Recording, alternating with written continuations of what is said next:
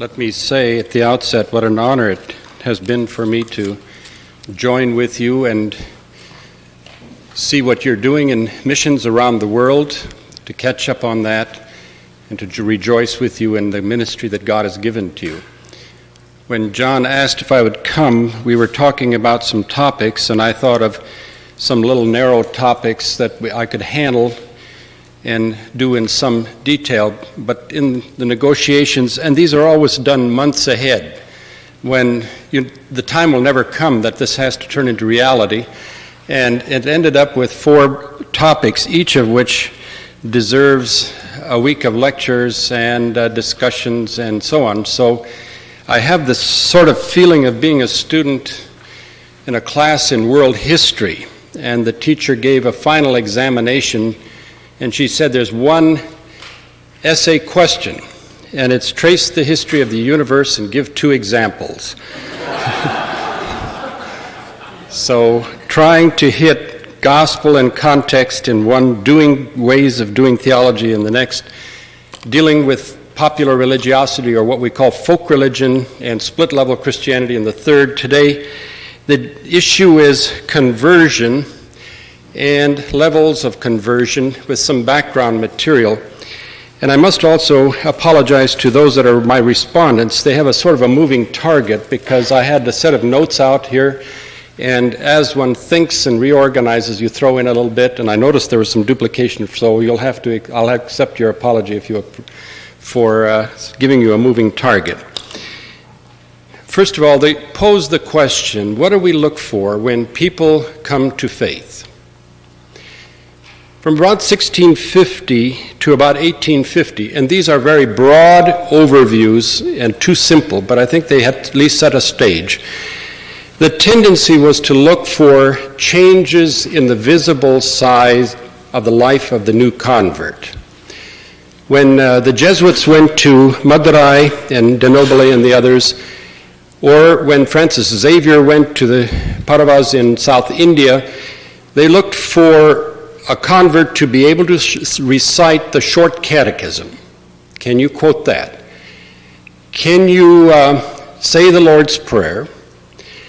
Are you regular and faithful in your attendance of church?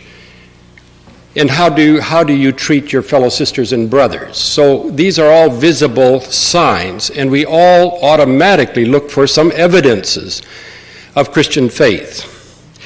Now, over the years, we added to that list. Some parts of the world, you had to put on clothes to come to church, or you had to learn certain creeds or confessions or recitations. But the short of the matter is that the earliest focus was looking on visible evidences of faith.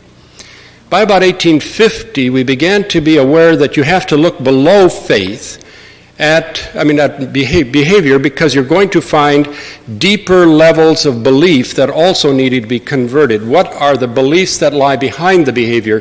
Showing up at church, reciting the Lord's Supper, and so on didn't mean an internal transformation of the mind, as Paul talks about it. So we started Bible schools, Bible translation, be interested in what do people believe, and we got into confessions and examinations of what do you really believe. And that has served as sort of the center of our focus. So we have great debates on theological orthodoxy and on intelligence, and the mistakes or deviations at this level we would call heresy. You're heretical because you don't go with the doctrines of faith.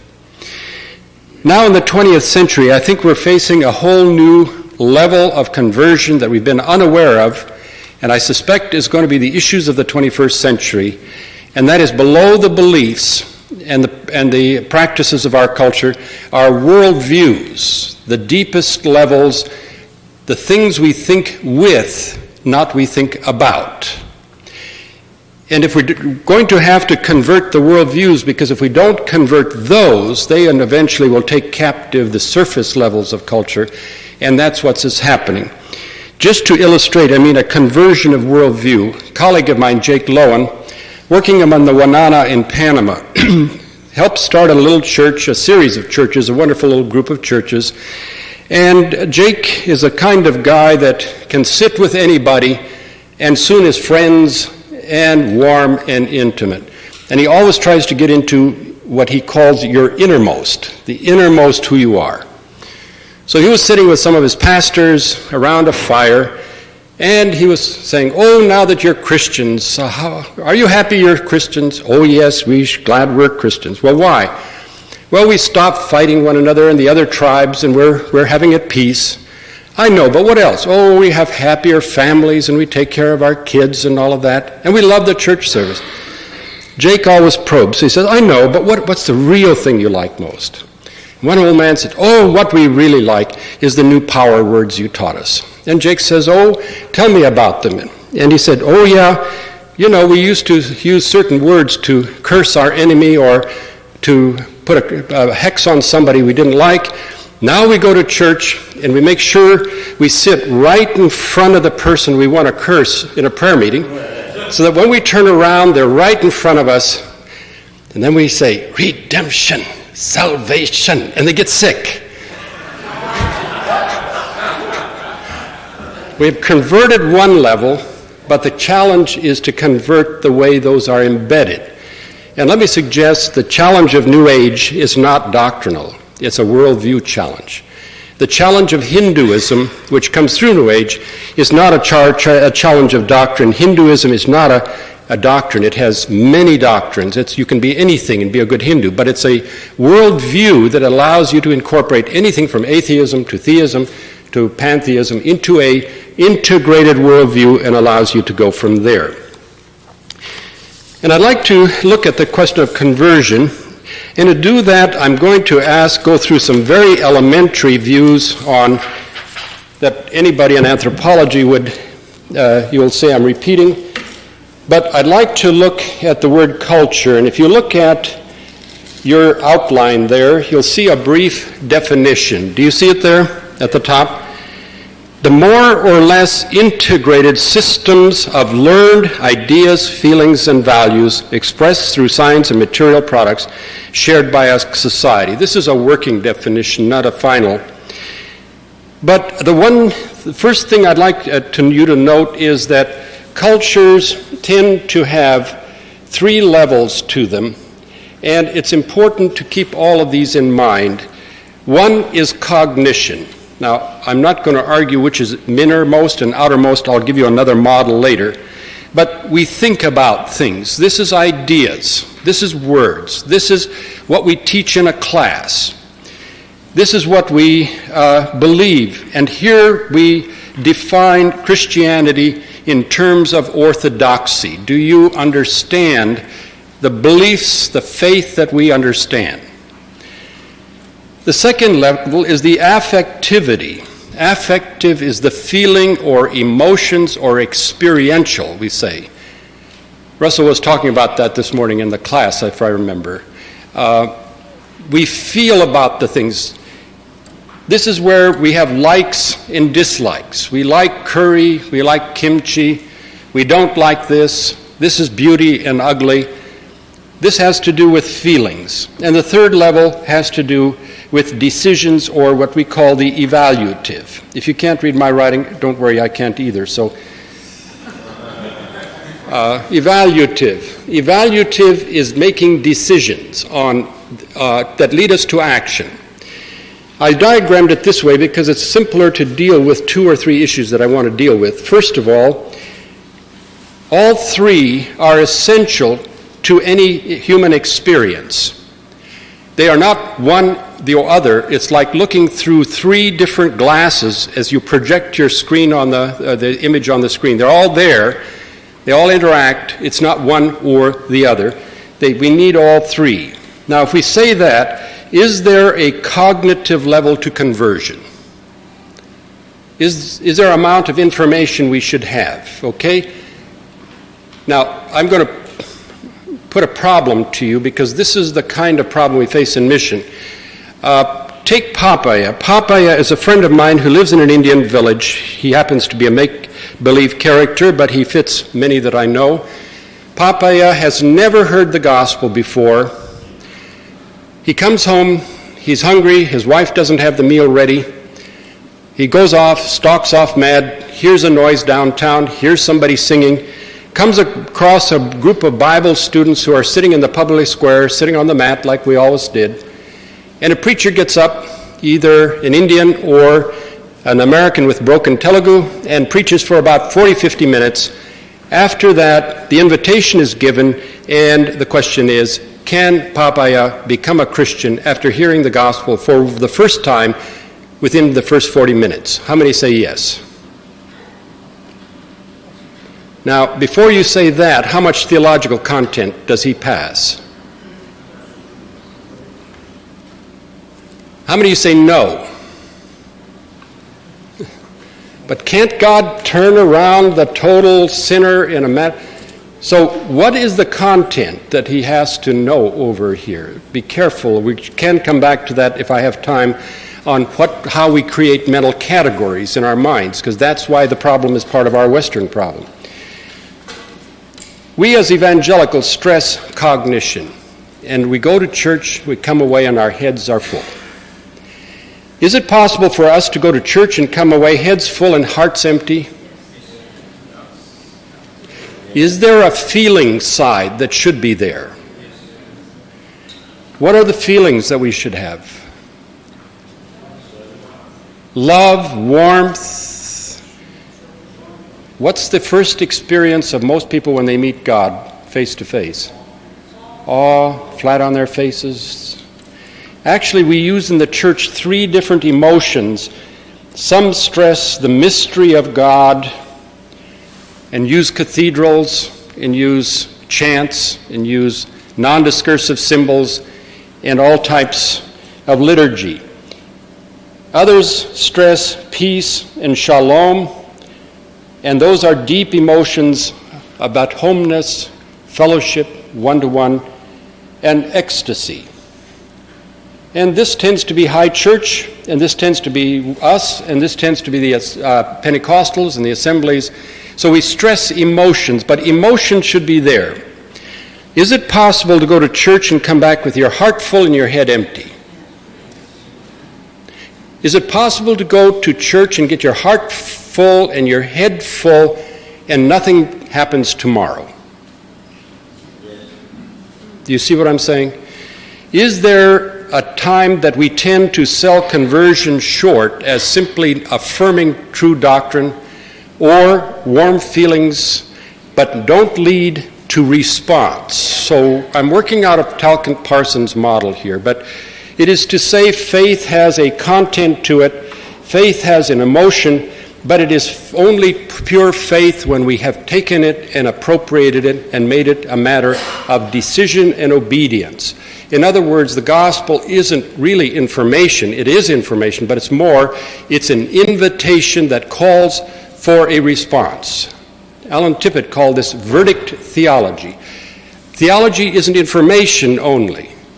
It should call for transformed lives, and until that theology we study, that Bible we study, leads to a total transformation, then we are selling it short.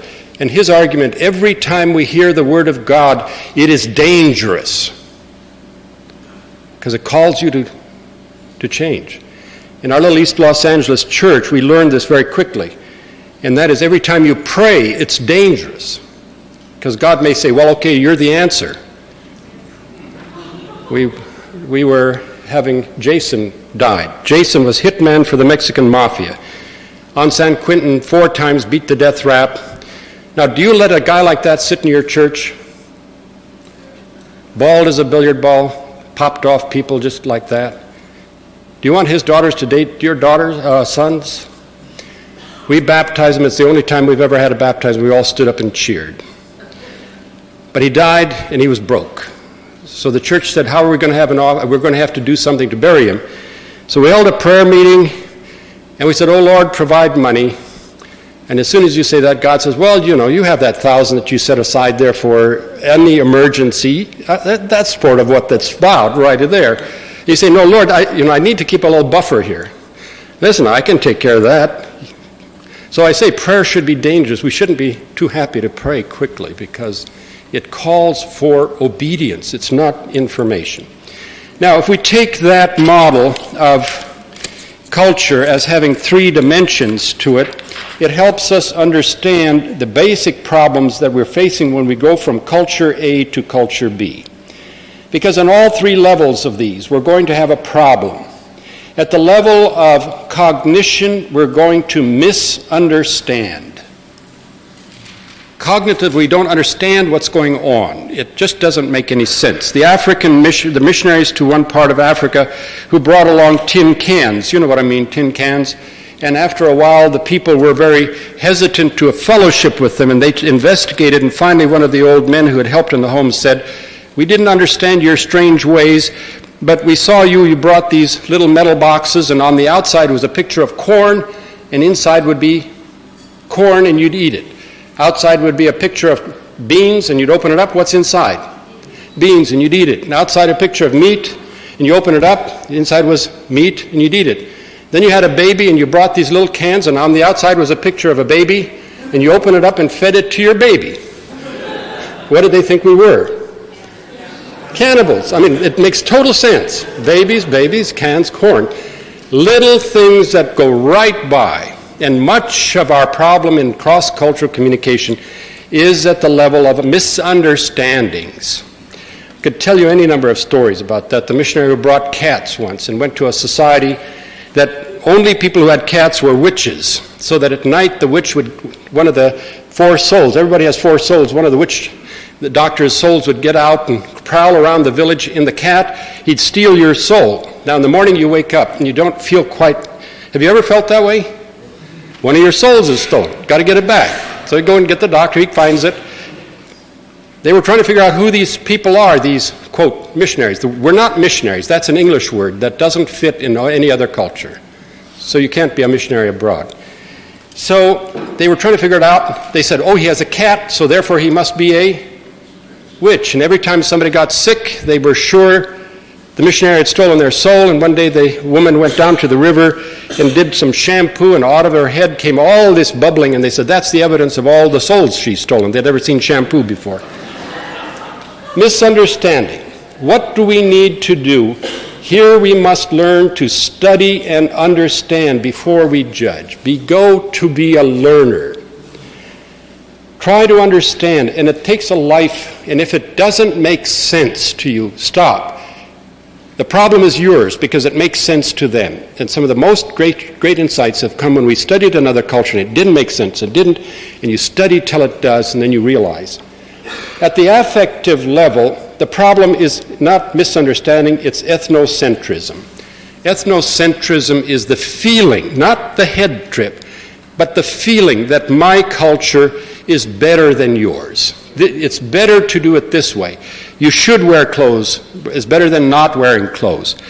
Just one illustration. At the university, we hired Dr. Ahuja from India as a Sanskritist, and at a dinner at a restaurant, an American who had never been abroad was very rude, and he sort of asked, do you mean in India you eat with your fingers? You know, you could hear the American, oh no, that's uncivilized. Now, potato chips, is that okay? Come on, lighten up. Is it okay? Yes. Sandwiches, yes. Carrot sticks, yes. Chicken drums, yes. Mashed potatoes and gravy. Yes. The nice thing about being an anthropologist, you can always do these dumb things and watch people's reactions. I mean, it's funny. Next time you have Thanksgiving or a big feast, take the mashed potatoes, take the gravy, go at it, and have a real good go. The American just freaks out. Okay, you'll have an empty table. But Dr. Ahuja said, we do eat with our fingers, but he said, we look at it quite differently from you. First of all, we never eat with our left hand because that's the dirty hand that you use for toilet or anything dirty. We never use this hand for bad purposes. It's a clean hand. Secondly, he said, I wash my hands every time before I eat. And third, he said, these fingers haven't been in anybody else's mouth. And when I look at a fork and a spoon, I sort of wonder how many others have. Now, your job is when you go to a restaurant next time, ask yourself how many others have licked on that, sucked on it. I know it's hot water and that, but that doesn't take off the touch. I mean, So to learn to like the other culture, ethnocentrism is a feeling. You can't argue with it. You have to overcome it by learning to appreciate. So you learn to appreciate the other. And then the third level is premature judgments. We run to judgments too quickly before we have understood and liked. Now, as Christians, we must pass judgment. And as we pass judgment, let it be informed judgment, let it be tentative judgment, and let it be, within the church, community judgment. So we're going to deal with cultures, and we want to look at all three of those levels as they confront us in conversion and in cross-cultural settings. Now, the second part of that definition, if you go back with me, is expressed in signs and material products. Material culture is what makes it possible for you and me to mediate. What is in our mind over here can only be experienced through some kind of material mediation. It might be print, it might be a spoken word, it might be chairs, it might be tables. The more we learn to study culture, the more we can begin to read the culture in the material forms. We could spend an hour on this room, how we use Western bounded categories and logic to organize things and how people should sit, and we'll come back to sitting in a minute. But material culture becomes the lens by which we look into our heart and into the minds of other people. We can only do that by words and other kinds of material or experienceable modes. More or less integrated. A culture is made up of many little customs. And I say more or less, and I'm drawing a well-integrated society. No society is as nicely organized as this, but to get the pattern, there's not only the bits and pieces, they form a pattern, a logic, an internal sense of consistency. Now, I'm an Indian, and I'm coming here to observe these strange Americans, and the first thing I notice over here is that you're all found yourself a platform on which to perch yourself. Are you perched on a platform right now? Yep, you're all perched on platforms. I don't see anybody sitting on the floor in the rooms over here. In fact, if all the platforms are full, do people sit on the floor? No, they stay outside. There's a lot of room, but they go outside, right? Now, I notice if you're a young married person, a lot of your money goes in buying platforms, right? Big ones for the living room, others for the dining room, others for the outside on the porch, beds. Do you sleep on platforms? Yeah. You're traveling, and how much are you going to spend at night to have a platform in a private room? $100? Some of you will spend over that. $200-300 is what it costs now in some parts of New York or Tokyo.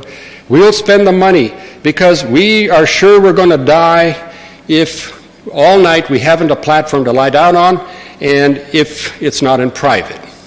In India, we know two things. To have a good night's sleep, you need a blanket to keep clean and warm, and a flat place to lie down. And God has given us a lot of flat places. Airports are full of people sleeping.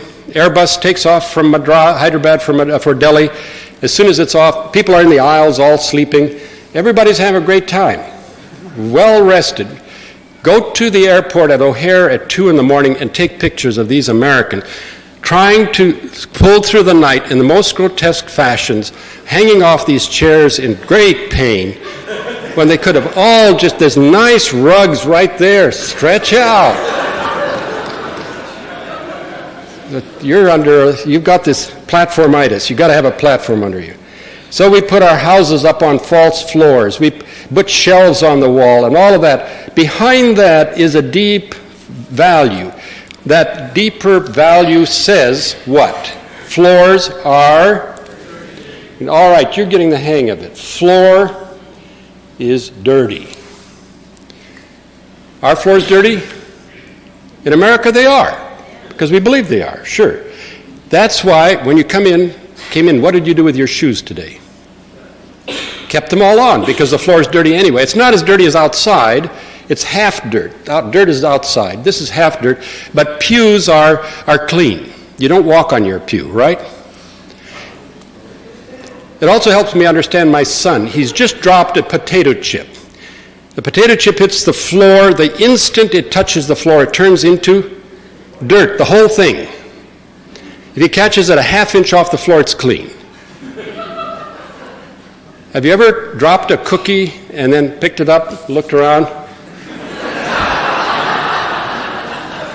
It shows how deeply you're impressed by your culture. Okay, so you're deeply encoded over here. So we have the 5-second rule at our house. If it's touched the floor more than 5 seconds, it turns into dirt. You can grab it in that. Now, could we start with the assumption at the deeper level, floor is clean? If we had the assumption, floor is clean, what would we do with our shoes? Where would we sit? On the floor with pads to be comfortable. Where would we sleep? On the floor with pads to be comfortable.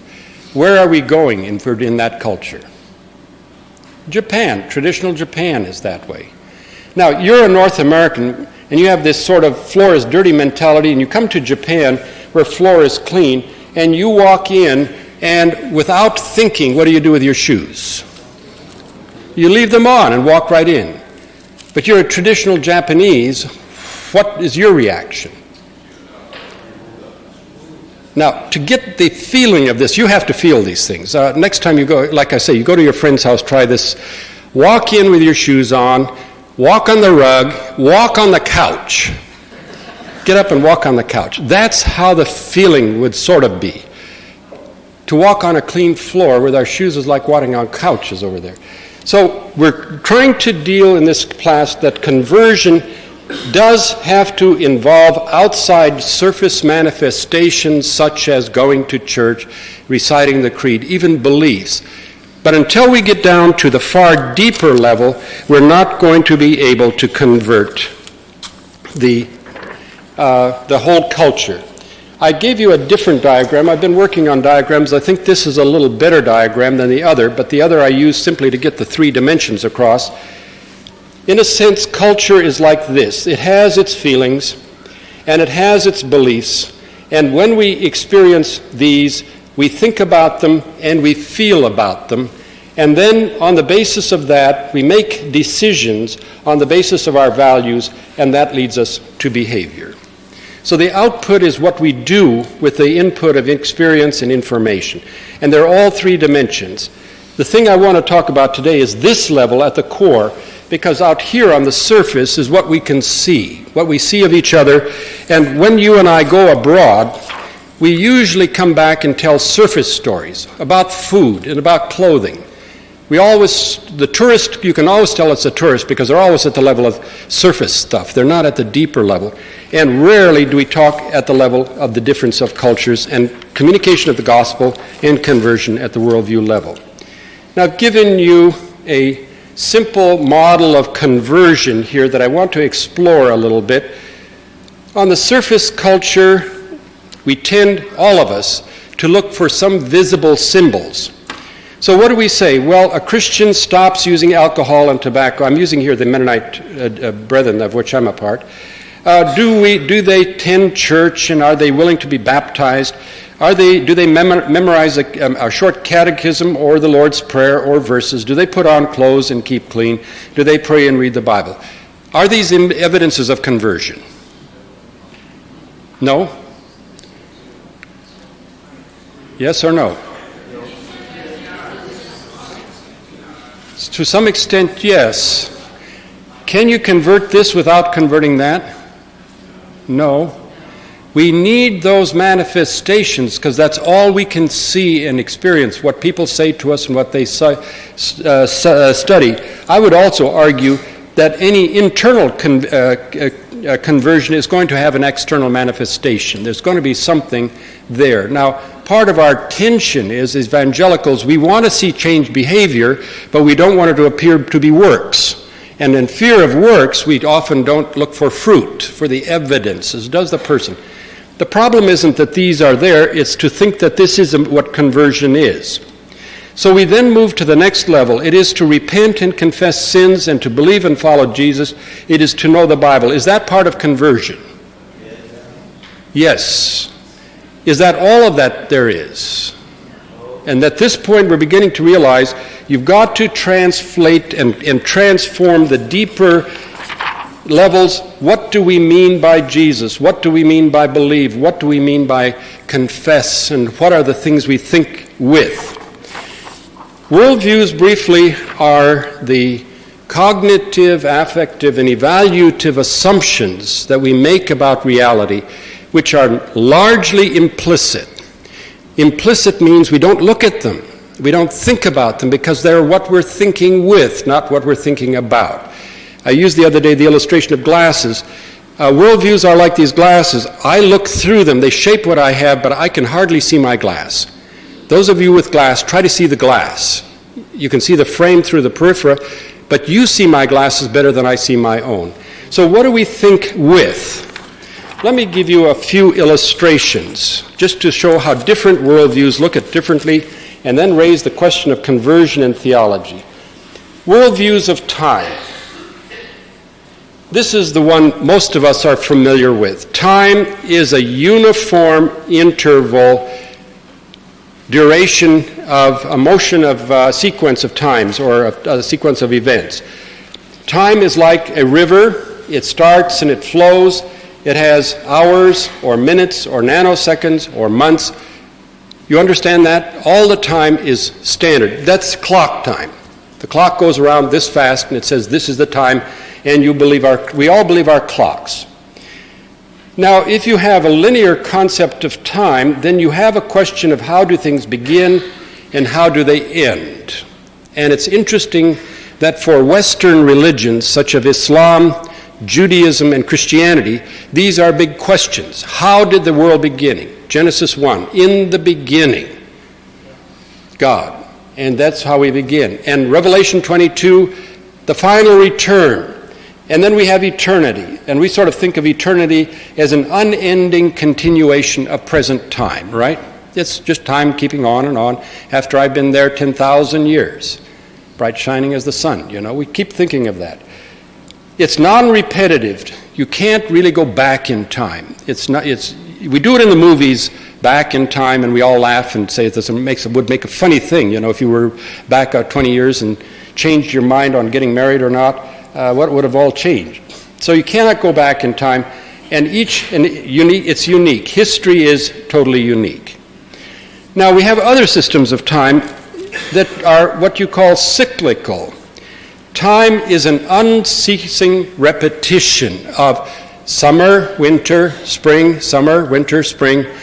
And you say, yes, but a person lives and dies, but if you're in a group, a person is born today and another one dies today, and there's births and deaths. There's no linearity to the group. I mean, it's just there. So time is an endless amount of time. It has no beginning and no end. In Eastern religions, the question, if you say, well, where are you going to go after you're dead? No, I'm going to come back around 100 million times. They don't want to come back. So the question of what happens after death is not a leading question in evangelism, because you're just going to be reborn again and reborn again, and there is no beginning. There's also a time of renewal where every year you have to have something to give it a new push. It's like a father with a little merry-go-round. His child is on there. Every once in a while you give it a push. And so the fertility new year is to give it a push, and then it goes around and it goes around like that. So this kind of time is commonly associated with horticulture societies, many tribal societies, and the like. From Burma, coming from Leach's study of Upper Burma in the tribe Kachin, for them time is like a pendulum. It just goes back and forth. Now, try to imagine this. It's hard for us to even think of it because we're so unscientific. Our time moves slow and times move fast. Now that's not strange. Have you ever been in a sermon that seemed to go on forever and ever, a lecture that went on and you're done and it's only 20 minutes? The next time you go to a good movie and you come out 3 hours later, man, I just walked in, Psychological time moves fast and slow. We don't believe that. We just believe these little gods on our arm that tell us what is going on. Sometimes time stops. They talk of time stopping. Have you ever had those experiences in worship where all of a sudden you lose sense of time. Time didn't matter. You're out of time in that sense. It just isn't moving. But they also talk of going back to yesterday, and this we find very hard. Let me say in modern quantum mechanics, modern time, particles do go backwards and forwards in time. And so that's beginning to shake our old Newtonian physics. Now, let's go to Africa, where you have what we call event time. Event time is in linear. It goes from one thing to the next, and it has a beginning and an end, but it is made up of different events. And let me sort of use this illustration over here. Right now, we are in lecture number 4 time. Right now, is it? We're in lecture 4 time. Now, is there a little past in this? Yeah. Is there a little future in this? Sure. There's a past, present, and future all in this event. Now, this is Sasa, according to Njanambiti. Now, as soon as the bell rings and we all run out of here, this event becomes part of past, right? And the past is a series of events. So Sasa becomes Jamani. And then we will have the memory of lecture 4. But then we'll be eating in supper time. Then we'll have visit around the family table evening time. Then we'll go to sleep time. Do you see what I mean? The day is scheduled by events, not by clocks. In the village, too, if I'd say to Muga, who had no watch, when should we meet? Well, he says when the cock crows time in the morning. It means before dark, when it's starting to get dawn. Or draw water at the field time, which is about 8 o'clock. Or eat lunch time. We do a lot of this in our practical. Let's meet at lunch or let's meet at that. Those are events. If you think in terms of event times, the time in the event is not controlled by the clock, but by the event. When do you stop the church service then? When it's finished, not when a 12 thing says 12 o'clock. I mean, this thing isn't running you. When you're finished, you finish your service. When do you begin your service?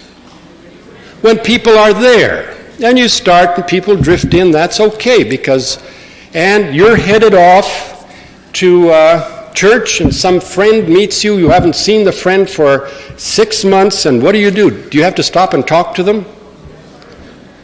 Okay, here you are, and these are to the North Americans. You're headed out to work in the morning, and you have to leave at 7:30 to get to work by 8. Just at 7:25, as you pull out of the driveway, here come your parents-in-law. Surprise, surprise. We're here to see you, and we wanted to make a big surprise out of it. Now, you have 2 options. You get out and say, come on in, and take it in. I'll be back at 5 when my job is open. Here's the keys, run in, the house is all there, and you drive off to work. Okay, that's one option. The other option is, come on in, let me cook you breakfast. I'll tell the work that I'm not coming until 7 or 8, another hour or 2 late, and make them all feel at home. Now, what would you do if you're North American? Give them the key and run off. What would you do if you're an African? Welcome them in and make them. Which is more important, your job or your relatives? Which is more important, relationships or money? Really? You come to church and you're at church and you see strangers that you haven't seen for a long time. And all of a sudden you say, why don't you come? And then you're thinking about it. Come on over for lunch today. And you remember you didn't clean up the kitchen, and the dishes are all on the lawn, all over the place. So what do you say? Can you come next week? But that loses spontaneity. It's all imperfect. It's staged. So we say go to the restaurant. That's half good. That's not good at all. Bring him into your home. Don't worry about the dirt. The relationship is more important than dirt and schedules. All I'm trying to say is shake some of us up here. Okay, event time, dream time. You live in another society like the Aborigines of Australia, and you end up with dream time. Dream time is when you go into a Chiringa ritual, you step out, you take drugs, and you go out of time into eternity. You enter this world of the ancestors, the living and the unborn. They're all up there. And you enter eternity for a moment or two, and then you come back. We can't think of that. Now, what is biblical time? Is it linear time? You should understand this better than any of us, because biblical time is linear, but it has ordinary time and sacred time. And sacred time is not ordinary time set apart. It's a different kind of time. It's God's time. This morning we had the session on the Sabbath. The Sabbath isn't just another kind.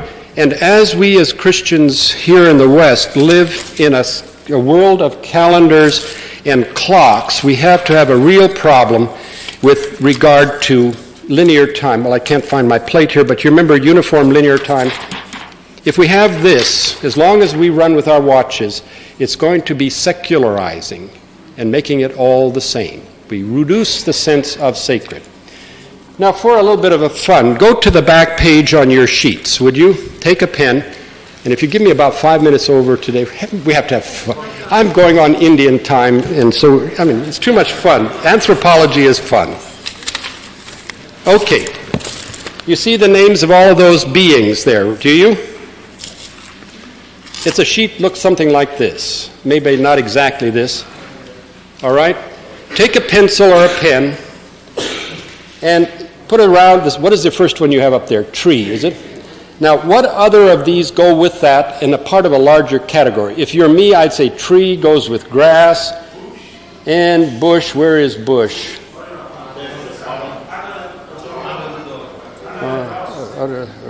Bush, yes. Okay, I would call these three what? Plants. All right, now do the rest of these. Do you have woman there next? What does woman go? Keep on your paper, connect your circles. No, just do it and then I'll ask you public. Woman with angel is right. We know that. All the men will vote that way. Okay, finish off and make the connections. I want to see what your worldview is like. What is your worldview? Just connect them all and I'd like to see your larger domains, how you connect categories into larger domains.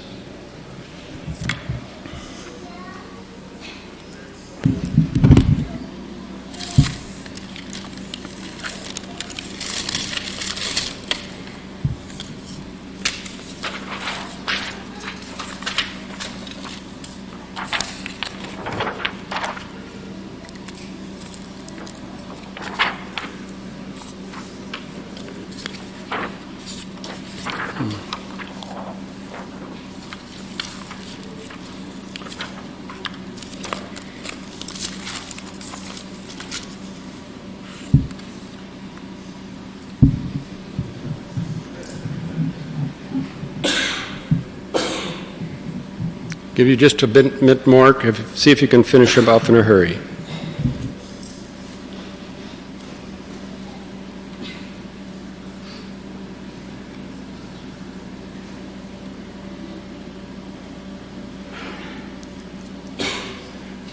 Okay, woman goes with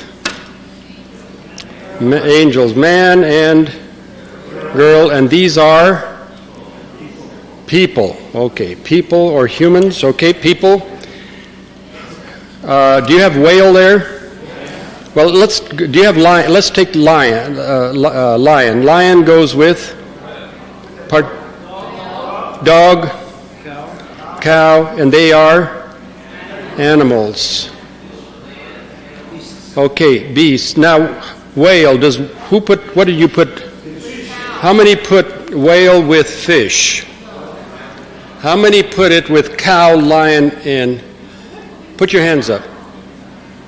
Okay, I said, how many put it up with cow and lion and dog? How many? Put your hand up. Don't be afraid to show your colors here.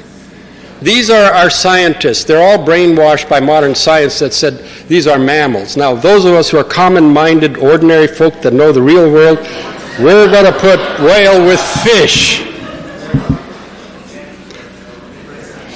Okay, rock goes with sand. Okay, and God goes with angel and demon. And they are Supernatural. And where does Martian fit in? Not a... What about Donald Duck? Is he a mammal or not? A bird or not? Is Donald Duck a bird? Where did you put ancestors? How many put ancestor with man, woman, and girl? How many put it with man, woman, and girl? How many put it with God, angels, and demons? How many didn't know where to put them? Because Americans don't know what to do with ancestors. We'll come back to this a little bit later. I did this with some Maasai. And we were a group in Kenya, and I did this, and a Maasai young warrior put man, lion, and whale together. Why would he do that? They are all rulers. They ruled, man rules society, lion the jungle, and whale rules the sea. Why would he put woman and cow and girl together? They're female, reproduction. When the early anthropologists got it, they began to realize that among the Maasai, if a young man wants to get married to a young woman, he has to give her some cow, her parents' cows, 10 or 20, maybe 50 cows, let's say if he's a really good woman, 50 cows, and we called it bride price. Now, that's the first mistake. What's the problem with that? This is not a price. This is a gift. What are her parents and her relatives giving to you? The most important thing in the world, that which bears children. Amen. And I say amen. More important than men, because these are who bear children. Now, if you give bearers of children to them, they give that to you. What do you give? Bearers of cows. Cows that give birth. So it's a gift exchange. Now, it's not a price, it's not a trade, it's not a commodity, it's not even a tax. We in the West hardly understand gifts anymore. I mean real gifts, where you give unconditionally because it's the deepest in your heart and this is the only way to express it. We're terrible on gifts. Well, this is not a bride price, it's a bride gift. In fact, it's not even a bride gift, it's a progeny gift. You may marry the young woman and have children, but the children belong to her parents until you get all the cows paid. Now, that's sort of makes sense, doesn't it? Now, if you want to get married among the Maasai and you need 50 cows, how does a young man get 50 cows? He goes to Dad, and Dad comes up with 15, and Uncle Joe with 5, and Uncle Tom with 2, and cousin so-and-so 1, and he works and gets 15. He gets the 50 cows, and he gets the bride, and now he gets the kids. What happens to the 50 cows? Dad keeps over a bunch of them over here, maybe 20, and he gives a few to Uncle so-and-so and a few to cousin so-and-so, and everybody gets the cows. Okay, so now, 3 years later, young man says, I can't stand this woman, I'm going to leave her. Let's have a divorce. What do his parents say? You can't. We're losing all our cows. Besides, young son, we notice you don't get up early in the morning and act like a man. You're bringing a bad reputation on men because you're a terrible man. Get in there and be a man and stand up. Stay in the marriage, okay? After the same time she says, I'm going to leave, what does her parents say? Where are we going to get these cows from? We have to get 50 cows to return. Besides, we have seen that you don't get up early and cook the meals and you're not a good wife, so get down and be a good wife. High divorce rates or low? Low divorce rates. Now here you're, like my daughter's going off to the university. They're walking down the sidewalk and all of a sudden they come home and they say, Dad, I slipped and I just fell in love. Sort of like falling in a mud puddle. You can't help it. It's just boom, they fall in love. And so they get married. After a couple of years, the young man says, I'm going to break off. What does his parents say? We knew she wasn't a good one in the beginning. We always had our doubts. What did her parents say? He was a rascal. High divorce rates are low. How can we solve the problem? We should introduce cow exchange. Bring down divorce, introduce cow exchange in America. It would bring down the rates of divorce very quickly. Okay. Well, he put rock, tree, sand, bush, fish, and deer together. We said, why did you do that? And he said, because all of these are free for the taking. Nobody owns air, so you can buy it. I shouldn't tell the administration here. They might charge administration, at least at TED's. Rocks in the field, nobody owns it until you pick it up. Sand in the field, you can take. Birds in the air are free until you kill them. Fish are nobodies until you catch them. And trees cannot be owned in this part of the world. We'd had the same in our part in India. We planted nice fruit trees, and as soon as they started bearing after 2 or 3 years, all the villagers came and started taking the fruit. We said, no, it's ours. Well, you can't own fruit. I mean, these are God's gifts. That's not ownable. Trees are not ownable. They're God's gifts. So here you have a clash. He put God, angels, demons, and answers. We said, why do you put them all together? He said, they can all kill you.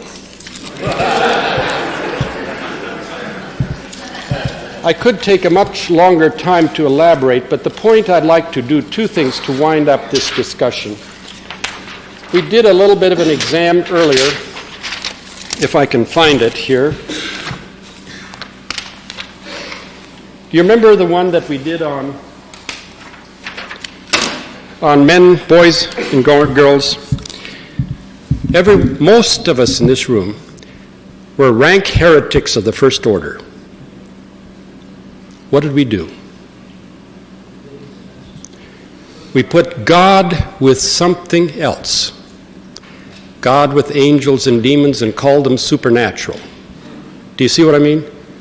We made that distinction, which is a Greek distinction, and 95% of our seminarians never catch it because we have that category so deep in our mind, supernatural and natural. The other day, I started off, and we'll end up with transforming worldviews. The medieval and the biblical one, if I understand correctly, does not have the word natural and supernatural, miracle and ordinary. It has creator and creation. First of all, the word creator carries the connotation of eternalness, creator, all-powerful and all of that, being. Creation carries with the idea of contingent dualism. We are not part of God. We're not pantheists. Nor are we dualists, that this is an eternal, separate identity. We are always in the process of being created by God, who continually creates us at every moment to make us who we are. We are here today by the grace and ongoing creation of God. Not that he ever made it once and let it run. Even Satan's ongoing existence depends on the creation. Now that asks Origen's question. Does God love Satan? I'll let you answer. Look at Origen said on that. So God creates. But if we look at it this way, then angels and demons and humans and animals are very much a part of this world. They are really the spirits are a part of this world and interact with us in many ways. Not in ordinary natural ways, but that supernatural, natural distinction is not there. It was the Greeks who reintroduced us to this idea that gods and angels and demons are up in the heavens, and we on earth are in nature, and on the otherworldly stuff, we have this worldly things. If it's otherworldly or God acts in this world, it has to be a miracle, so we love to see miracles as evidence of God's hand, as if every tree isn't bearing testimony to the existence of God by the greater glory of it. So the public, we have a natural order, as if there is law out there that operates totally independently of God, scientific laws. This has been declared public truth, and this is private truth. Every one of us in the classroom have to learn this, because it's part of public schools and Christian schools. Sociology, biology, this is Leslie Newbegin's main point. This is a matter of private faith. This is often held as fact. And that sets us up to reading Christianity as a sort of an inner personal matter that allows me to be a Christian without joining the church. One of the big debates right now in India, can we have churchless Christianity? They love Christ, but they don't love the church. And I say no. The church is what is the body of Christ, not just a random group of believers. Nor is conversion just an inner thing. It starts with a worldview transformation. It involves a worldview transformation, includes beliefs and practices. Well, I've far run over my time here, but let me close off by saying conversion needs to involve all of these levels. At the point of conversion, Papaya is going to make turnaround. Conversion is not acquiring a body of information. It's turning around, going in a new direction, headed towards Christ. He may be far away from Christ. He has a long way to go, but he's headed that way. And he has much discipling, converting a series of all of his life, converting his life, his behaviors, and we're all in the process of being converted. Sanctification and justification can't be separated. They've got to be linked together. On the other hand, the Sadducees and the Pharisees were close to Christ and understood him, but they were headed in the wrong way. Orthodoxy they knew, but they weren't followers. And I think conversion ends up when Christ says, "Come and follow me," and that's a lifelong process.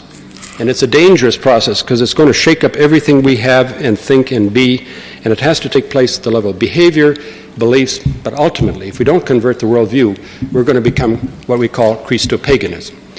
Heresy is at the belief level. At the worldview level, we face syncretism, not heresy.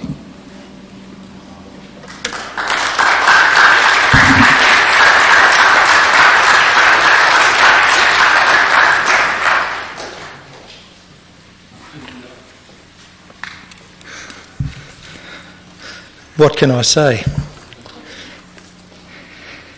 I want to add my thanks to those given earlier and my appreciation to Dr. Hiebert for his insights, for the interesting way he presents.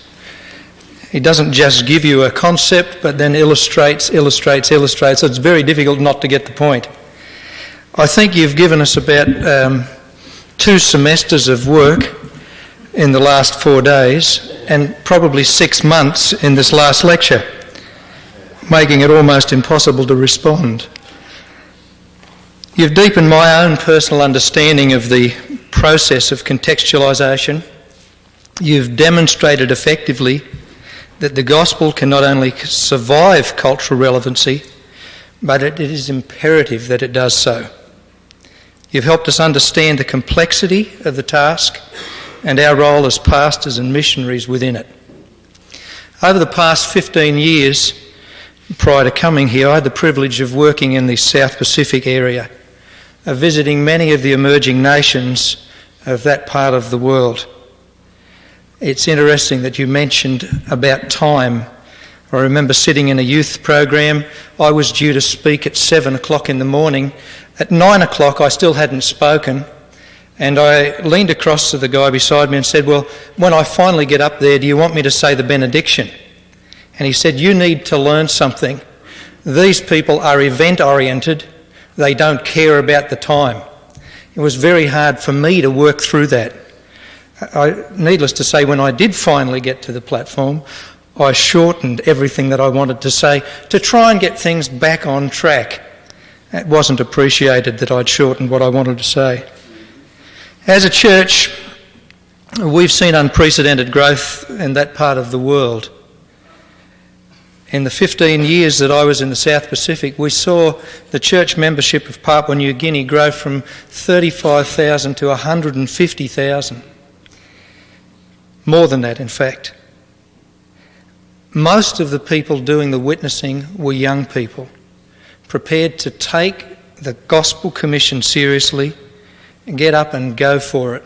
The average age of the church membership in Papua New Guinea is 19. Most of the churches are being run by very young elders, not enough pastors to go around.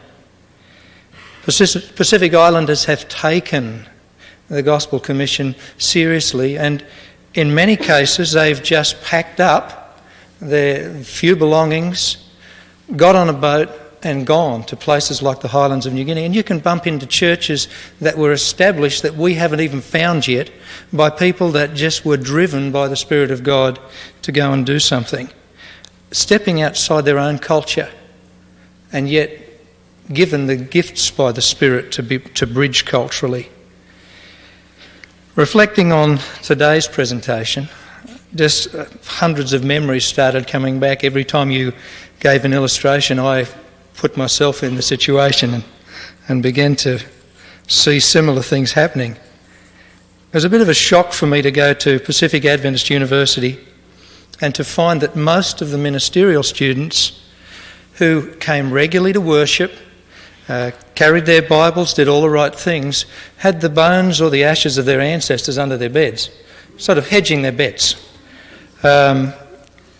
I found it really difficult to work through that. I didn't know what that meant or how to deal with it at the time. And so I just ignored it. I found that pastors in Fiji insisted on having 3 days with a family that had lost a loved one.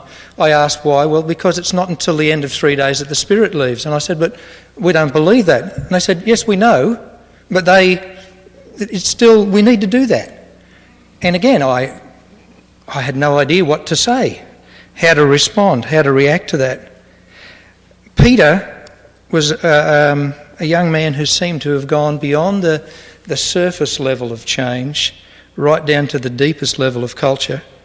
He's an Angan young man, son of a pastor, found himself at Pacific Adventist University training for ministry, and another young man came onto the campus. This young fellow was the son of the man who had murdered Peter's father. In Papua New Guinea, there's a system called payback. You are obliged to pay back when your family has received something like that. And the young man who came to the campus found himself frightened sick because he knew that Peter was responsible for killing him. He just had to do that. So this young fellow was sleeping on the top of the wardrobe, trying to sleep in other people's rooms. He slept under the bed by the ashes. He tried all sorts of things. And Peter began to realise, as he saw this young kid dragging himself around the campus, what had happened. And he went to him and he said, it's enough. He said, I'm not going to pay back. The gospel tells me that you're my brother, not my enemy. And he then began to work with him. And at the end of that term, that semester, they both went back to the highlands. Peter said, I want you to go back to your village. Those two villages had been at war ever since people could remember. And they met in the valley to fight. Peter went down into the valley, stood there and called. Took most of the day, just called out and begged for the people to come down. At the end of that day, he had told them what the gospel was about. The fact that they were brothers, that they should no longer be warring with each other. Change had come into this young man's life at the deepest level. My journey in ministry began in England. When I arrived there, I was more than a little shocked to see trucks driving out of the double doors of churches that had been turned into warehouses. I was there at a time when Christianity was obviously in decline. I spent 10 years there and saw not just the church plateau, but actually begin to nosedive, go backwards. I realised very quickly that we were losing something like 50% of our own youth and making very little ground with the unchurched. Your series, Dr. Hiebert, has given rise to a whole series of questions for me that relate to my area of passion, my area of ministry. And it's difficult for me. I'd like to unload them all on you in one hit. But I'm just going to give you one to start the ball rolling. It seems that the church is prepared to recognise the effort needed to translate, contextualise and even reinterpret the gospel in mission fields, but appears to be less willing to do the same for the next generation within the churches of the Western world. Is the decline in membership? In my part of the world, Christians make up about 5% of the population in Australia. Very much a secular nation, but at least we have Good Friday off. It's a holiday, it's got nothing to do with Jesus, but I noticed here that was missing for you and me. You look at the figures here in the States and there's decline. I remember years ago being told, well, it wasn't that long ago, that 75% of Americans went to church regularly. Today that's under 50% and dipping. Is the decline in membership and the apparent flood of youth and young adults from the church connected with the church's inability to recognise that each generation of youth, at least since the 50s, have developed a new culture that demands the same attention, study, sensitivity and understanding that you have so ably told us people groups in other parts outside of our borders deserve. I'd like you to respond to that, and I know that there's going to be a lot of questions that follow, probably outside of my area of interest. Incidentally, just to tell you how much things have changed, go to O'Hare when any group of kids have flown in and they've just come back from a mission trip to Africa, you don't find them in the seats, you find them on the floor. Everywhere, just bailed out. So there's been some major cultural shifts. They don't have to sit on platforms and feel even more comfortable on the floor. Thank you again.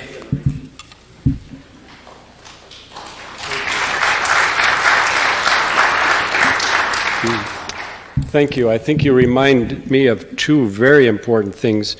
One is what we can learn from our younger churches, your stories, and sometimes theoretical analysis is good, but let me tell you, it's a little more powerful than stories of transformation. Your story of that young man, the two men, and how they brought peace to two villages. You have to live in that world to understand how totally transforming. And those of us that have lived any depth of time, in length of time and depth in another culture, will come back and say we are profoundly shaped by the Christianity of the young churches that we lived in. For me, most of my thinking was shaped by growing up in Indian village churches, and I could tell you story after story of genuine, authentic, deep Christian response by people who are illiterate or non-literate, who seem to have little understanding of the gospel, but somehow have it at a level that I didn't have, a living in real faith. And one of my favorite books on conversion is E. Stanley Jones's book. He, an old evangelist for 50 years, averaged 3 sermons a day and called people to Christ until he was 80-some. He does an analysis of conversion not by analyzing it theologically. He tells 100 stories of conversion, and you get the picture, just out of understanding real people and what happens. The second thing I think you raise is even more difficult for us, and that is, what is the gospel to North America? Why? We have studied other cultures, we've done worldview studies on India and Africa, and I could spend a day on Indian worldview.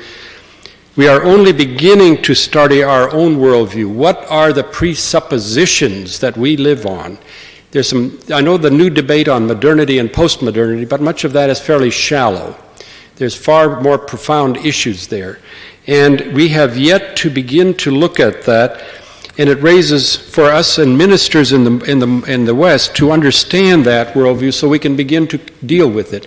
Because it's not going to be with more preaching, it's not going to be with more publishing of books, it's going to be challenging the world around us where it erodes our faith and undermines us. Where do we need to be converted? The first day I said that the second stage third stage in the development of a theory of contextualization or experiences of it is the movement gospel in our culture. Today a growing number are saying, what is the gospel to the West? And one of the leading writers from that is from England, Leslie Newbigin, you know him. Wonderful writer, profound analyst of modernity. And he wrote an article that provoked a lot of this. He wrote an article in the International Bulletin of Missiological Research, Can the West be Converted? He says it's going to be easier to convert the rest of the world than it is to convert the West, given the profound secularism, individualism, materialism, consumerism, self-centeredness. It's just to show how, just 2 or 3 words that you're stimulated to think about. I don't want to start another lecture, but to illustrate what are some of the profound shifts that have taken place. Since the 12th, 13th century, this comes out of Alan Bloom. We used to have the word soul. What does soul mean? A spirit, a being, created in the image of God, eternal. When we say 30 souls lost at sea, you remember that? That used to be. Locke comes along and says, we don't like that. That's too religious a word. So what word did they substitute? Self is the secular version of the old word soul. And Locke and those introduced it. And they secularized self-fulfillment, self-realization. It's totally different than soul realization, soul, because this is dependent, this is independent. We used to have a word called morals. Well, Carrie, what is the connotation of that? Divine standards, sin. We don't like that word. Today, if you go to school, it's values. Pick and choose, smorgasbord. Self-androcentric. I would add to his, we used to have much more a sense of history. We're part of a big movement. We're part of a divine activity. God has started and He's returning again. This is all. Nowadays, we don't like that. We're all news junkies. You're all going to go listen to news, going to get on the internet, latest of news. News is meaningless. And at the moment, it's exciting because you can tell somebody, and if you know it first and you get it, say it, then you get 5 points, But after, nobody comes in. Come in, try to your office to tell them yesterday's news. Read the meaning and last. So I started an addiction once. I did a withdrawal from news once for a while. It didn't last long, but I told my students I was laying off all news. And I was reading history. They said, well, don't you know what's going on? I said, yeah, I'm okay. I'm in the 13th century. I'll get to the 20th century yet someday. But the shift in the world, we need to, and you're very right, England and Europe are ahead of us. We're just following on in what's happening to North America. What does it mean to be Christian in a modern, postmodern capitalist society? Very, very thankful, a very profound challenge. Question or comment? I know this is the last, and we do need to let you go.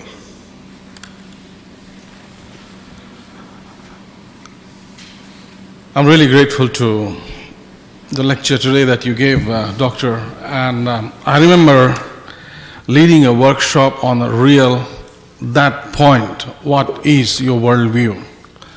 I would like to request you to actually highlight what is that Christian worldview and how can we express it in one sentence or two sentences. Please. I mean, this is to me very important because this is where I have struggled back home in my ministry.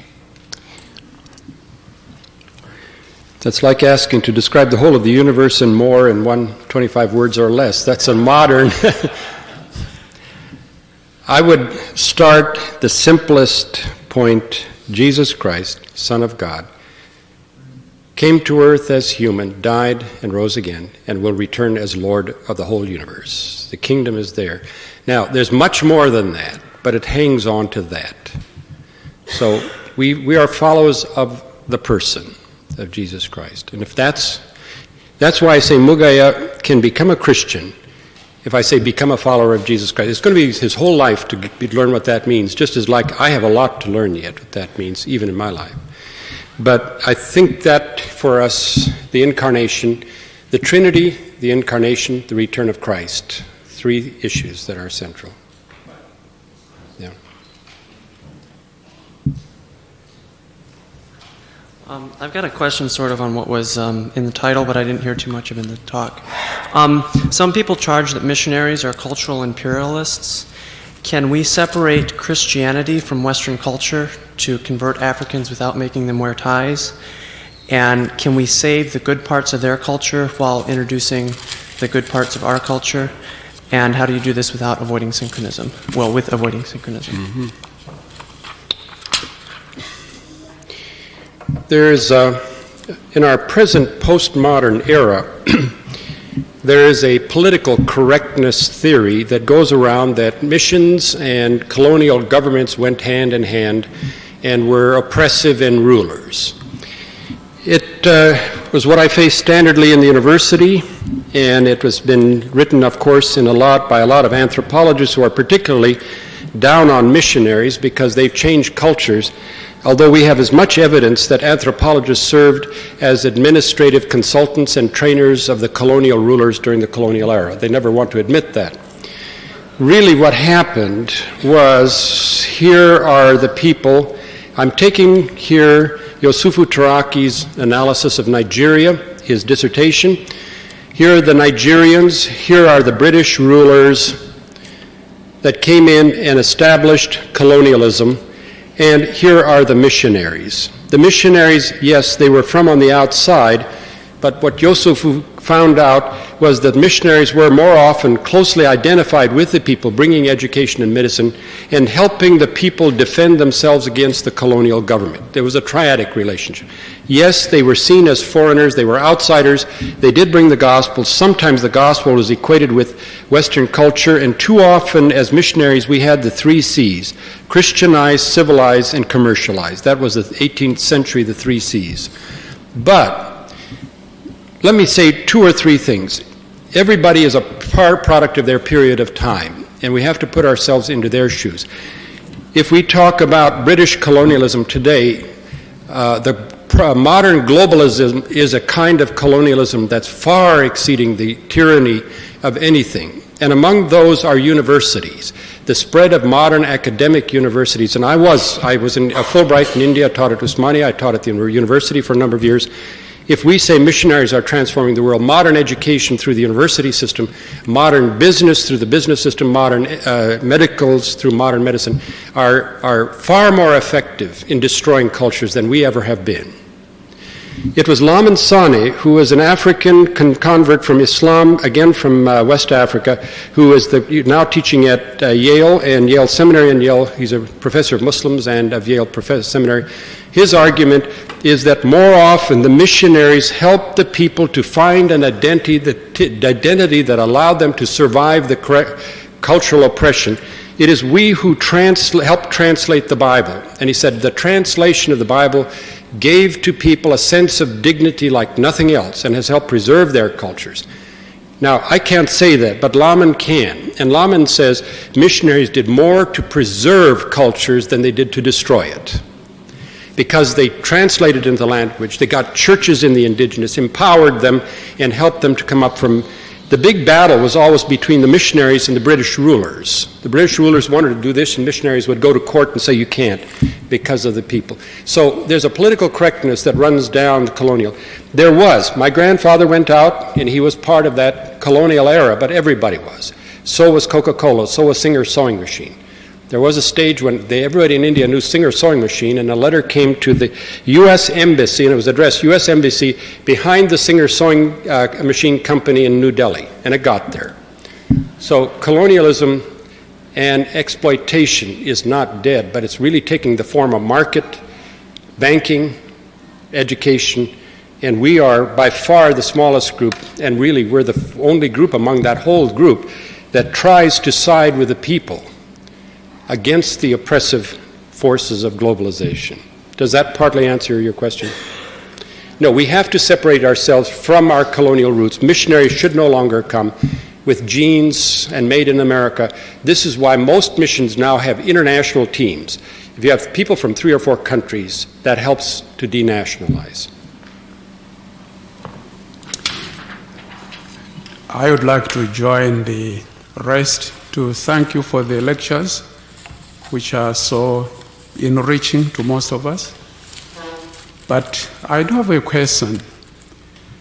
When they're sending churches, like the West or Europe, sent missionaries elsewhere, they had the burden and they had the means in terms of money, finances. They've gone out, they've done a good job. Some of us, our presence is a testimony of that commitment.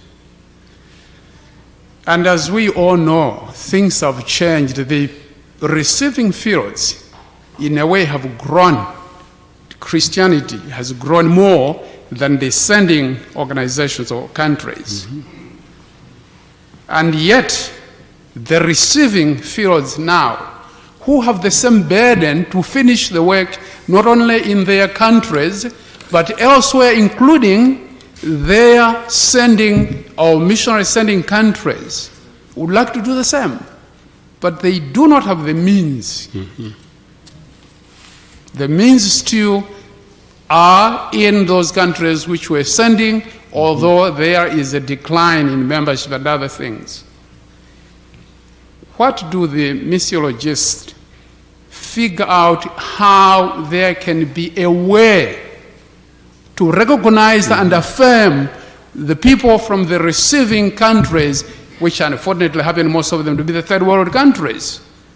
How can they play a part in seeing that the gospel is finished not only in their countries, but even in their sending countries where missionaries came from? And you're setting the agenda for the 21st century, which is the big question we're all facing.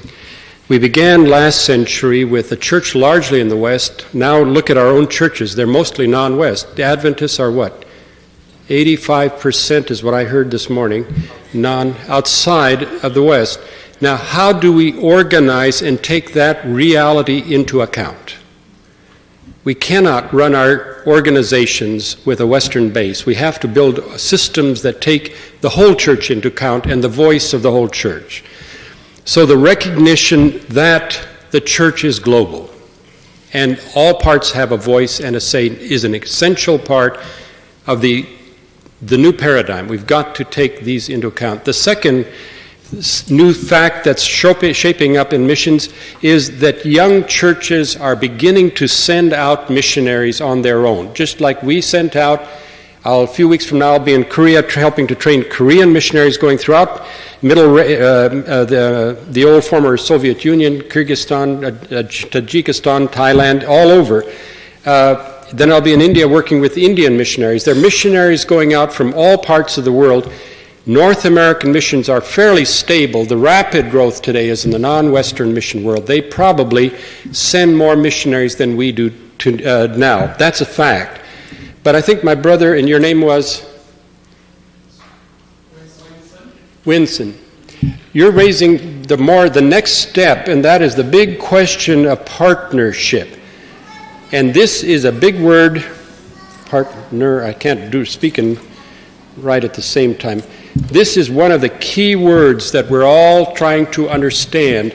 How do we seriously not only each do our own mission work, but how do we work globally to coordinate, cooperate, build teams, and mobilize to reach new areas that have not heard the gospel, to strengthen old areas and evangelize old areas. And for right now, it is involving Koreans coming as missionaries to the U.S., Indians coming to America as a U.S. We have declared North America a mission field. Most boards have done that. Now, how do we partner? The tendency for us to deal with partnership is we always think in terms first of money. If that's the issue, then really we have already sold out the gospel, because the gospel isn't about money. Money is the means to which. We really have to ask, what do the different partners add and contribute in terms of spirituality, in terms of commitment, in terms of ability to go to a new country? And just one or two examples. In our board, we sent a couple to Pakistan to work among the Baluchi in Karachi. Our Japan church sent another missionary out there to join. So we have a partnership, very elementary, but it's the beginning of a partnership. Now, how can we go from there to a much more comprehensive partnering that'll take many forms? Because some places, your churches will have advantage, some places ours, some places we need to be together. Resources is one issue, but personnel is, spirituality, commitment, all of these. And sometimes the young churches have an awful lot to contribute at the spiritual level. And if maybe we need to give more of the financial level, but that doesn't mean there's not a real partnership. So this is an area where a lot of hot issues and debates. How can different churches around the world work together as one body to bring the gospel to the whole world? And let me say, that's the agenda we have. We have a lot of models, but no good answers. A lot of people are working on that. But you've raised the right question.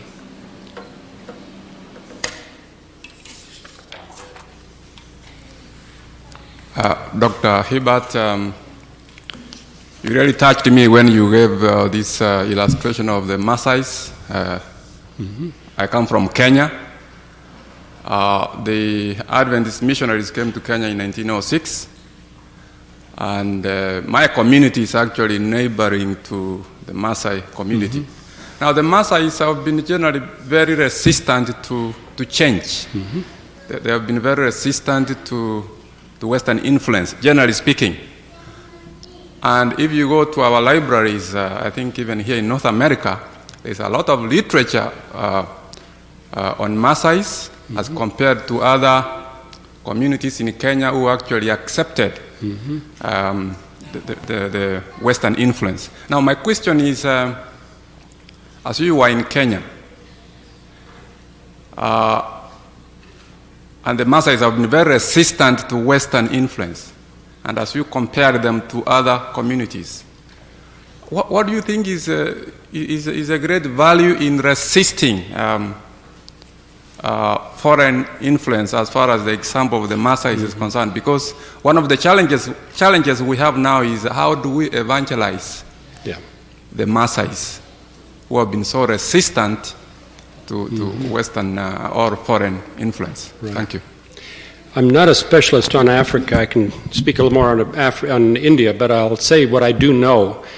There are several factors. First of all, the Maasai are a semi-nomadic, they're a pastoral group. They move a lot with their cattle and so on. They were this fascinated anthropologists. So anthropologists have loved to study the Maasai because they're so different. You know, they make a classic case of esoteria. So they have studied them. Missions has been slow in reaching to them. They've gone to the Kalenjin or to the other groups like that, Kikuyu. And you have large churches among those groups. But the Maasai have been not reached. Several arguments that have been advanced for that. One is because they are pastoralists and nomads, how do we do church planting among them? Because we as missionaries always come with a mentality of residence. How do you do missions where your people are always moving every few months? You see what I mean? That's a hard question. And generally we put down a mission compound and a school, and the Maasai will come back every winter when the rains are common. They stay at the same place 2 months, and then they're gone for 8 months. Well, who's going to build a church? And the closest answer that I've run to a possible model on that were the Christian Missionary Alliance, late 1800s, working among the Tibetans, who are also nomadic. The missionaries bought tents and moved with the people.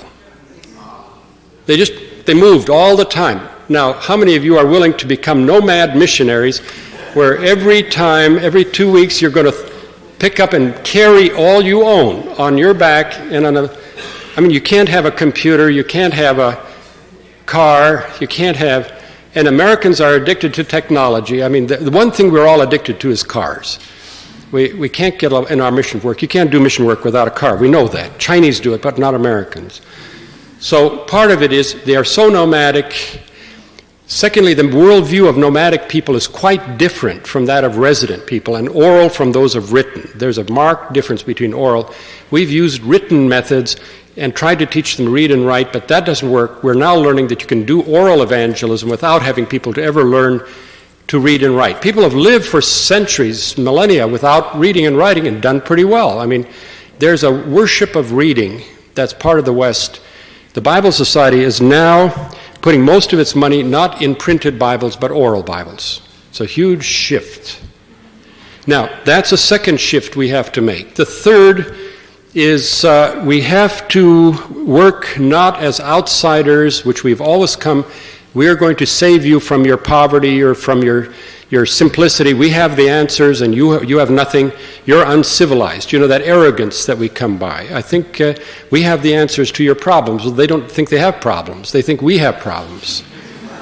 So they're not going to come and buy ours. So what we call incarnational ministry, living with them and letting the word grow from within them. We've had a few cases where witch doctors converted. And that is they brought whole bands to Christ. The Catholics have one area of mission work in the South, but that has not been too well successful. I know of one other Protestant group that's working among Maasai, but we have not done well in the way we do it. Does that partly answer your question? Yes. Yes, this question deals with how to combat secularism in America in terms of evangelizing. Do you believe that creationism should be taught in conjunction or in replacement of evolution in American public schools as a way of transferring or transforming the worldview of our own people? And how does this go with the American idea of separation of church and state? An idea of separation of church and state. Okay, you're asking for political science and all of that. I'll give you a 10-hour sermon on that when you're done. I would back up and say that the issue of creation and evolution is an issue that we must combat. It's more complex than simply saying creation, because there are many theories of creation and there's many theories of evolution, and we have to look at those. Because I work in anthropology and had some exposure to paleontology and so on. Simply, I would say that at the level of worldview, evolution is not a set of facts or history, it's a myth. It's a grand narrative story. Now, I'm using the word myth in a very technical sense, not as a fiction, false idea, but as what some people claim to be the big true story. It's an interpretation of a bunch of facts. The facts are different from the interpretation. Radical evolution would say, in the beginning there was nothing, out of nothing came something suddenly with a big bang, out of the big bang, out of material came life, out of life came intelligence, out of intelligence came morality, and we're at the end of the thing, and it's all going to end up as a big black hole and there's nothing there. Taken as a grand story, evolution is hard to believe or even to understand, to accept, and I think that's where even Carl Sagan came out in the end. I think the Christian story, and using it in the technical sense as the cosmic story, or myth in the right sense of the term, is the greatest story we have, and I think we have to combat secularism and atheistic evolutionism.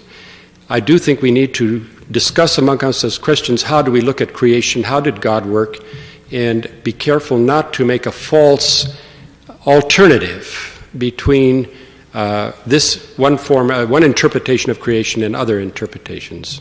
But I hold very firmly to a creationist position. Should it be taught in the public? I think if evolution were taught simply as one possible interpretation of reality, it would help us a great deal. The problem is, what should go into public domain, if you have Hindus and Buddhists and Muslims there, then we would have to say, if we put in Christian creationism, then the Buddhist has a right to put in sunyata, and the Hindu has a right to put in moksha and all of the other doctrines. So, in a sense, I think that's a more complex set of questions than I would like to address right here. I appreciate the efforts that I see in your lectures and maybe in the whole mission emphasis these days to contextualize the preaching of the gospel to the different cultures.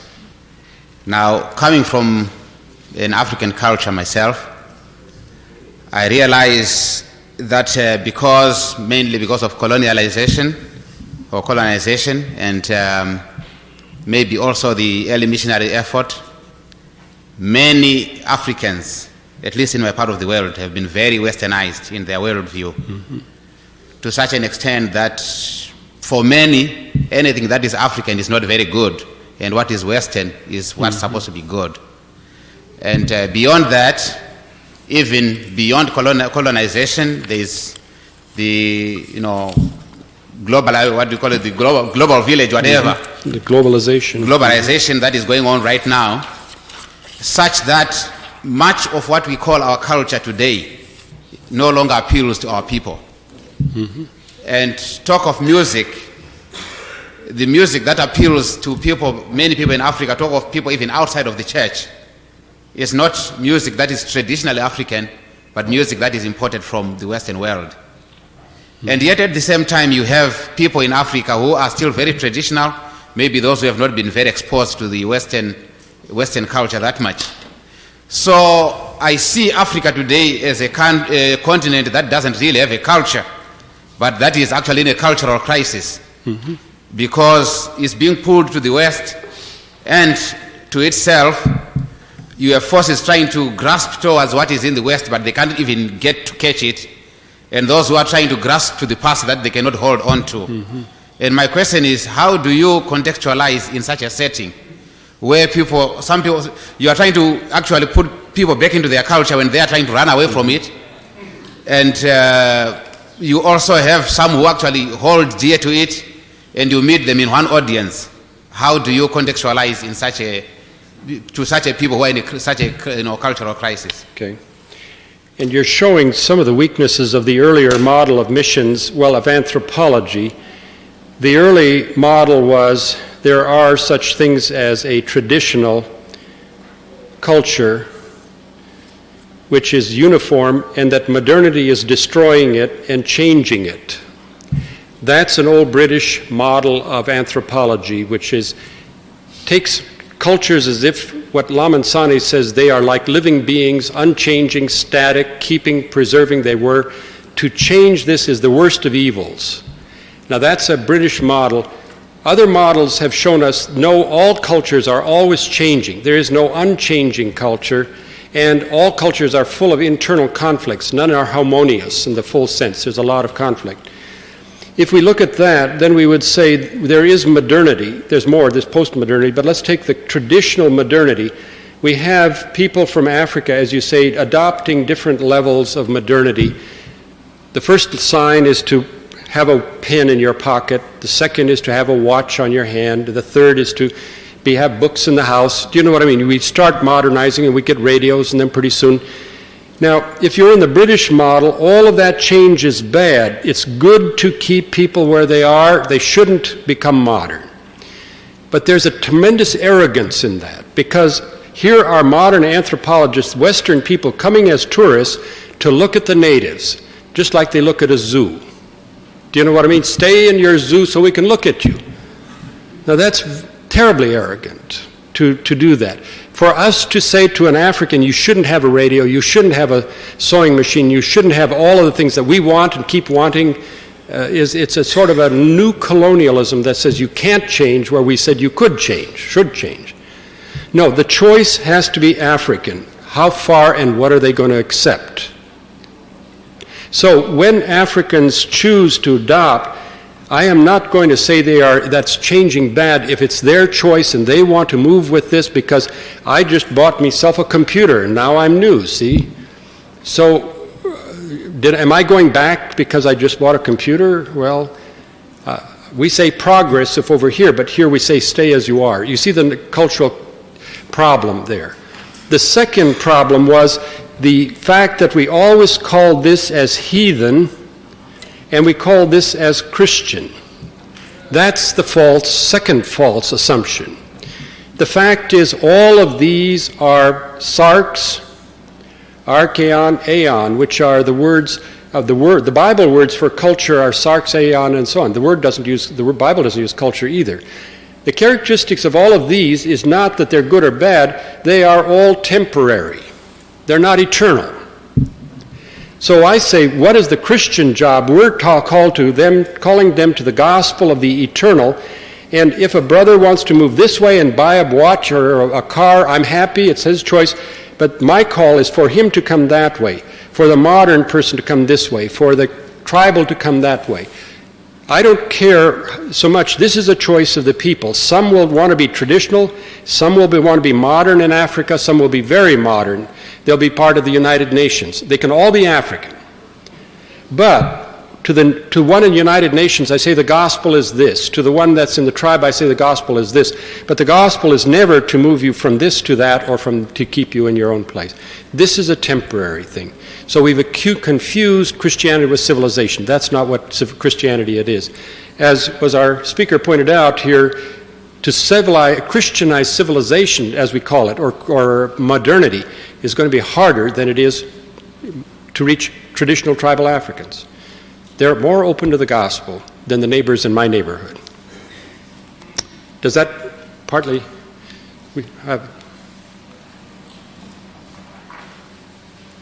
Dr. Hiebert, your insight about the excluded middle has been used by many people to help those of us who have, in principle, an openness about God's acting in a miraculous way, but on a practical level we are very slow to push for it, to recognize it, and actually to incorporate it into our ministry, those kinds of things. Some of our colleagues in missiology, they have pushed forward, I'm referring now to people like Peter Wagner and so on, into areas that some of us feel very uncomfortable. And as I'm listening to you, I'm wondering how you feel about the fact that your theory has been used to push forward into spiritual warfare, spiritual mapping, and those kinds of things. And on the basis of it, I'm wondering, do you believe in miracles?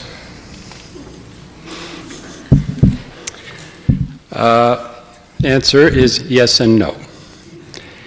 I don't use the word miracle. I try to avoid it because it goes with the supernatural-natural dualism and stands in opposition to nature. And if God is in the miracle, yes, but by default I leave him out of what seems to be very natural, physics, chemistry, and all of that. So I've tried to get away from the supernatural to the creator, creation. And the net result is, if you look in the Old Testament, you're going to not find the word miracle, which comes more out of Greek. The Hebrew words are sign and wonder. A sign and a wonder are not things that are set apart from the natural. They are something that point to something else. If you look at the word sign and wonder in the Old Testament, as far as I could find, 70% of the time, the sign is something that we would consider ordinary. Circumcision is a sign. The Sabbath is a sign. The rainbow is a sign. All of these are ordinary events, but what stands out in them, they are events that not call our attention to themselves, but to something beyond. A sign is never the reality. It points to something beyond. The danger with making a miracle is what we're looking at, the thing in itself, not the God who did the miracle. So I say the sign is anything that in my life reminds me and points to God. Now, it may be what by natural, modern scientific, not postmodern scientific, but modern science might seem totally miraculous, because that's a scientific word, such as the sun going backwards or the death of the first and last child when Jericho was built. These are also signs. But the fact is, they were not signs because they were miraculous. They were signs because they pointed to God and the prophecy that was there. So to me, I've tried to avoid using miracle and natural, because I think God is as much in nature as he is in the supernatural. And it's as somebody has said, miracles are natural to the core, natural is miraculous to the limits. In other words, they two are intertwined. The characteristic of a sign and a wonder is it evokes a sense of presence of God, and it points us to something that lies beyond. So I'm walking, just recently, and this is very personal, but it was about a little over a year ago. My wife passed away, about a week ago now. And I was rather discouraged on Monday and way down. I didn't know what I should do, come or not. And I get a card from my daughter. It had come late. She had mailed it, and it had gotten caught in the mail. It came totally at an unexpected time. Now you would say the mail accidentally lost it and got it there at the right time. And I say, well, that's one interpretation. Another is God knew I needed it just then, at that particular moment. The most of the miracles that you see in Scripture are events that somebody can interpret naturally and the next person can see in it a miraculous. So that distinction isn't in my thinking. I'm trying to get rid of it. Does that partly answer your question? I think you have a different issue, though. How do we handle signs and wonders and this whole matter of spiritual warfare? There is Scripture that talks about spiritual battles and fighting against evil and temptation, and I know there are a lot of passages there. Now, as a Mennonite, you see, we're anti-war, so that leads to us a little bit of a comment. You know how to defeat a Mennonite army, don't you? Send it into battle. So sure. So you see how I pass it. My problem is, when we read the Bible, we read it through a worldview. The secularist reads it, and says there is no God, there is no spirit, it's just the natural world. That's my university. They'd laugh at me about spiritual warfare. If I'm a dualist, like most of us in this room, the spiritual warfare, down on the natural level, things go on, but the battle is in the heaven, in the supernatural. It's between God and angels and the demons and the powers. That's the one that's being rejected. Right now, there are two other models of worldviews that are being used to read Scripture. One is a return to an animistic worldview in which the world is full of spirits and angels and gods and demons. They're everywhere. Every rock has a spirit and everything is spirit controlled. If I got a stomachache, Satan is attacking me. If somebody has a car accident, then it's oppression. And I feel bad, then you see what I mean. Spirits are everywhere. And I'm afraid that that is a very quick answer. It's not biblical because we're reading it through an animistic worldview. But the real problem is we're most deeply influenced by the Indo-European worldview. Our Western Indo-European ancestors had a worldview. At the religion level, we converted to Christianity, but our cultural level is still 90% Indo-European. Look at your television, and the Indo-European says there's a good God and a bad God fighting it out to see who's going to win. The issue is battle to win. It's a question of power. It's a question of getting control so you can establish the kingdom of righteousness. So in the battle, you can use evil if your enemy does. In order to get control, then you can establish righteousness. Now, this is Popeye and Bluto. You know the story. What's the story? Here comes Popeye. Here, what does Bluto do? Come on, now these are Americans. Those of you who are from other parts, you won't understand this cartoon. These are what brainwashed us when we were kids. Bluto is trying to capture olive oil. Who comes to her rescue? Popeye. What does he do? Beats up on Bluto. What does Bluto do? Turns around and pops Popeye because he's much stronger. Popeye's almost down. He's got X's on his eyes and he's out. And what does he do? He gets spinach. And then he gets up and beats Bluto. And we're all cheering. Good has triumphed. Through violence and a little help from spinach. Next week, here comes Bluto. What does he do? Gets olive oil. What does Popeye do? Goes after Bluto. What does Bluto do? Beats up Popeye. What does Popeye do? We're all waiting for the spinach. He gets his spinach. Beats up Bluto. Third week, here comes Bluto. Beats up, gets, every week it's the same story. We're being brainwashed here. Bluto never learns to leave Popeye alone. Popeye never learns to take spinach before he beats up Bluto. There would be no fun in this. But the Indo-European worldview is cops and robbers, detectives, cowboys and Indians. It's sports, all of our sports stories. Almost 90% of America is competition, and the winner gets the honor and can get the glory. And we all want to be Michael Jordans and all of that. That's totally Indo-European. And if you read Scripture through that worldview, you're going to write Frank Peretti's first book, which is basically good God fight bad God to see who can win. As if God could ever lose, as if Satan might ever win. When all we know is the very power Satan has is given him. God doesn't even have to defeat him. He just has to stop giving him power. Do you see what I'm saying? There's a huge, what I have a problem with is these two.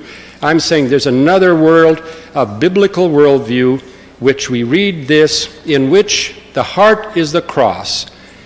If the cross is not the center of triumph, not the resurrection, although that's there, but if the cross isn't triumph, then we have a bad understanding of spiritual warfare. It's not a battle of power, it's a battle of authority. It's a battle of honor and righteousness against evil. So my concern is that most of our battle on spiritual warfare, it's true down here, but we're reading it through our worldviews, and I have radical disagreement. I have an article coming out on that, and so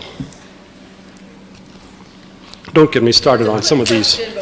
Yeah, I think we're out of time. So if it's yeah, sorry. I will just ask a short question. You may not need to. You may not answer it now, but it's just a little assignment to you. I heard you quoting John Mbiti, and I'm sure you are aware of Dr. Bosch and their views on transforming missions. my simple little question is, what is mission and whose mission it is? So my little assignment is, I think we need to do mission to an individual who wants to be a missionary before he goes out as a missionary. That's my assignment. Thank you. And that would take 3 more lectureships. Yes, we use John Beatty's material and David Bosch's Transforming Mission in our classes, and I know David before he passed away. Tragic passing because he was such a brilliant missiologist. Let me simply say in very quick summary, mission begins in Genesis 1:1 when God reaches out of himself to create. So the whole of creation is God's mission, and saving it when fall came is only part of it, but his real mission is to establish the kingdom of God over the whole of the cosmos in which he is Lord and King. We pray that in the Lord's Prayer, your kingdom come, your will be done. That, if I want to summarize it, would be the mission that I'm looking for.